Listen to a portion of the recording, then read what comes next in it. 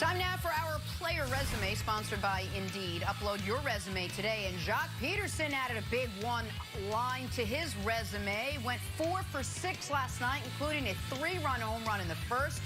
How about this? The Dodgers scoring a postseason record 11 runs in the first inning. They wanted to get back in this series. It's a big way towards doing that. Nick, how impressive were the Dodgers last night? Well, listen, it's an all-time playoff record, 11 first-inning runs. They did get back in the series, and now, tonight, I know we don't have Thursday Night Football, but that means we could all watch the man who I would argue is the best pitcher of the last 50 years, even though it hasn't the postseason to back it up, Clayton Kershaw on the mound in a critical postseason spot. I'm rooting for you, Clayton. You deserve a great postseason moment. Even this series up, we can watch tonight on Fox. So I think Dodgers even it up tonight, Jenna. All right. 11? Time now 11. for a little drawn. 11 in the first inning. Drawing a blank, starting with Lev Bell. Jets coach Adam Gase addressed Bell's release yesterday, saying, quote, "It's irrelevant at this point if Le'Veon was misused in the offense. Just 3 touchdowns in 17 games for the 2-time All-Pro." So, Brandon, Adam Gase saying it's irrelevant if the Jets misuse Le'Veon Bell is blank. It's irrelevant. That's exactly what it is. I mean, enough's enough. Can we stop talking about the Jets now, please? There's so many good teams right now and people playing lights out. I'm tired of this circus. Enough's enough. This is an irrelevant story, Jenna. Irrelevant question. Unbelievable. So, all right, I disagree because I find it super fascinating. And what I said is this is terrible PR. And by that I mean, listen, Adam Gase, you know you're drowning. And if you want to have any chance of not drowning, it's not just that you need to win games. You need to shift the narrative on how you're covered in New York and the way you interacted with the media. This was an opportunity, Wilds, for him to say, all right, listen, folks, let's actually get into what happened with Le'Veon, why we needed to move on, and why it didn't work out. It's like he roots for bad headlines. It's like Adam Gase wants everyone to think he's not good at any part of his job. And so I don't know who's advising him, but they need to stop. Because the offense is terrible, the team is terrible, and while somehow the press conferences are always worse, I don't understand it. So I totally disagree. You're close, Nick, but you're also totally wrong. If Adam Gase went up there and was like, oh, yeah, it's probably my fault, he would still get eviscerated. There's one path for Adam Gase. Full heel turn, bad guy. Start coming out with a leather jacket and sort of a Walter White type hat and just say, hey, what happened to Le'Veon Bell? Did you misuse him? Like, I don't know. I gave him 264 carries and he never broke a 20-yard run. Is that me? You want me to go out there and block? Or can I pay a guy millions of dollars and expect him to break a 20-yard run? You tell me, guys. Because I gave him 264 carries and he never ran 20 yards. So maybe it's my fault. Maybe I need to eat more protein shakes and get out there and do the blocking. But for me, if I give a guy $1 million, that's a tough media market. Run in 17 games. That's what I would do. I got to tell you, from the beginning. As someone who covered New York media for a long time, Wilds nailed it. That would have been the story for days. On to another former Jet, Seahawks safety Jamal Adams getting settled out there in Seattle. He tweeted yesterday, DK Metcalf is the new era Megatron. High praise for the sophomore sensation. DK with almost 500 yards and 5 touchdowns already. So, Brandon, Jamal Adams tweeting that DK Metcalf is the new era Megatron is blank. Close. I gotta go with close. I like Megatron. Megatron's a monster. He's in a class of itself. You gotta go with T.O. here. There's something electric about T.O. There's something electrifying about DK Metcalf. Obviously, Megatron, one of the greatest to ever do it. But I look at the swagger, I look at the whole body language, demeanor, the body type, the explosion off the line of scrimmage. I think it's more so like T.O. than it is Megatron. But it's not far off. Very close. Very close. So I'm going with everything about DK Metcalf this year is a loss for spider charts. So if people don't know what spider charts are, it's they show you what percentile you are against your peers at the combine. So look, DK Metcalf's spider chart is unlike anything I've ever seen. He's in like the 95th percentile of everything, except for 3-cone and 20-yard shuttle, which he is in the 3rd and 4th percentiles, respectively. He had a worse 3-cone than Tom Brady did when Tom Brady was a flabby kid coming out of Michigan, and he goes 199th in the draft. And so I think folks, Brandon, looked at this and said, okay, the guy looks great with his shirt off in the weight room, but can he get in and out of his breaks? Can he change direction? Or is he just a track guy? And that's why he fell in the draft. That's why Seattle was able to get him. And then all of a sudden, somehow he's great at these things. I don't understand how it happened, but I know I'm never going to take these spider charts seriously again. Nate Carroll? Oh, the wide receivers coach? Nate Carroll. He's turning into a wide receiver guru. I don't know how he did it, but this guy could not drop his hips at the top of the route.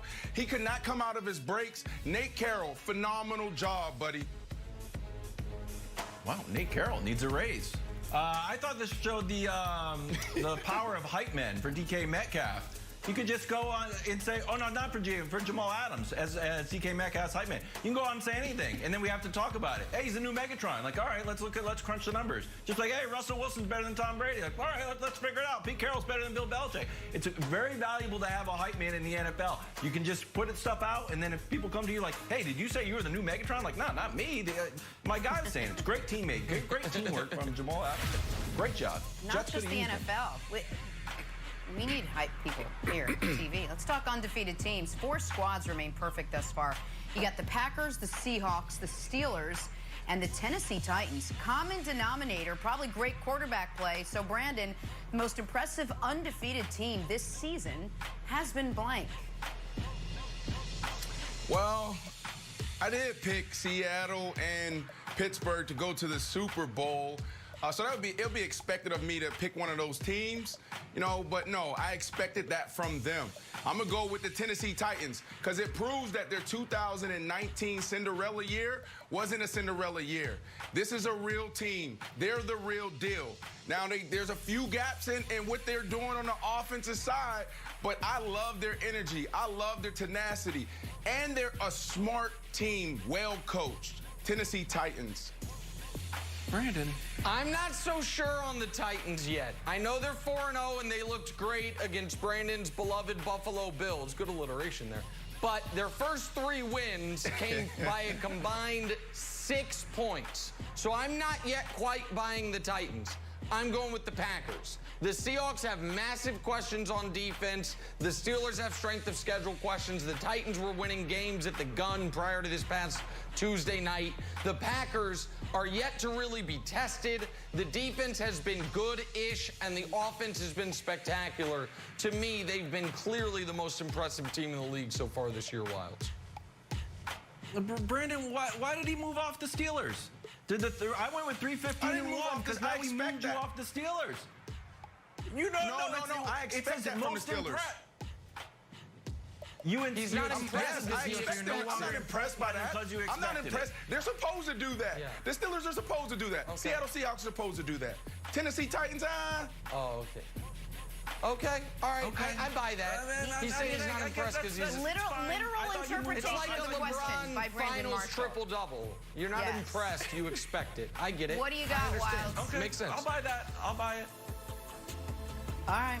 Switching gears, talk some hoops now. Jared Dudley was candid when asked about the Lakers' reaction to the Clippers blowing a 3-1 lead. He said, quote, they didn't want to be in the bubble, and that the Lakers were laughing after the Nuggets came all the way back to beat Kawhi and PG. So, Brandon, Jared Dudley saying the Lakers were laughing at the Clippers blowing that 3-1 series lead is blank. So I'm going to go to the other end of the spectrum here. Hopefully I don't disrespect anyone. I think it's disrespectful. And here's why. Nick, do you know one of the rudest things that can be said to a player on the field or on the court?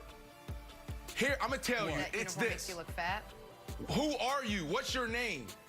I think it's disrespectful. This guy played 31 minutes in the postseason. So if I'm the Clippers, that's all I'm saying. Is like, bro, who are you? 31 minutes? You shouldn't be talking. Sit down. You're the water boy. That's what I would say to him. Listen, Jared Dudley, personal friend of mine. Think about it. Personal friend of mine, Jared Dudley, just got called the water boy.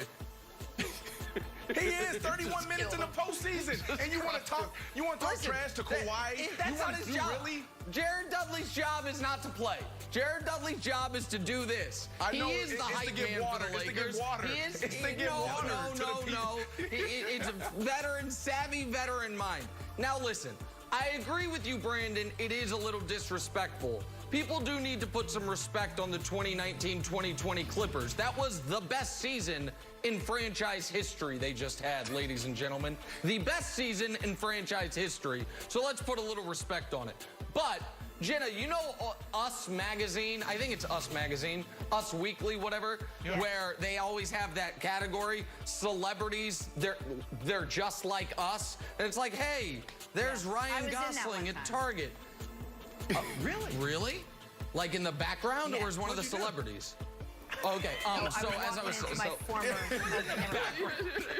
you were like in somebody's picture. All right, but I say all that to say this. It's relatable. I looked at this. I was listening to this podcast. I'm like, oh, the Lakers. They're just like us. They're laughing at the Clippers too. They're laughing at way off P. They're laughing at blowing a 3-1 lead. The Lakers. They're just like us. Is that Jenna Wolfe in that picture? Behind Sarah Michelle Gellar? Jenna is famous. Jenna is a celebrity. It's a famous person. Jenna is super famous. Straight up, Jenna is famous. That's true. Go. Yes, you are. Thanks for being my hype man. My hype man, Wilds. You Thanks are. for being Jenna my is Jared super Dudley. famous. Go, honestly, talk to people. Jenna is super famous. Say, oh, it's a show with Jenna Wolfe. Some say, I don't think Nick's right. I hate to break it to you. You know what they always say? Oh, Wilds, I'm sorry.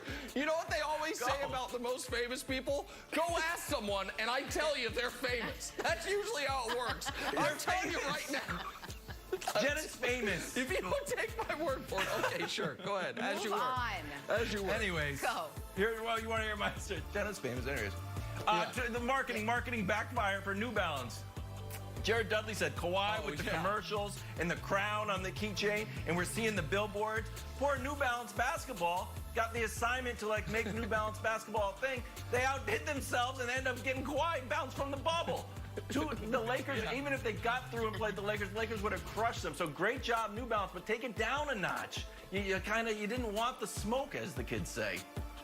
There you go. And Gemma's famous. Celebrities just like us. And I was walking into the building and I was carrying a bunch of stuff. I'll show you. Tom Brady and Aaron Rodgers will face off Sunday afternoon. I framed it. Now I feel stupid for framing it. Who do you think needs to win more in this epic